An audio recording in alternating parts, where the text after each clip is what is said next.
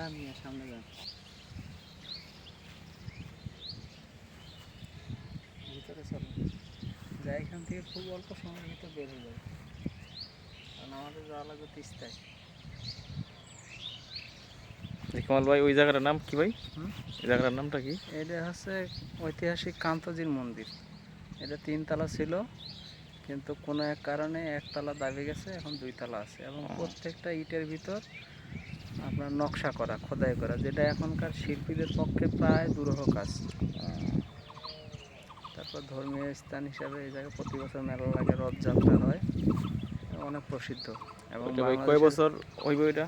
এটা প্রায় 200-300 বছর ধরে আছে এই জায়গায়, সে রাজবংশের আমল থেকে। আচ্ছা। চলুন ভাই।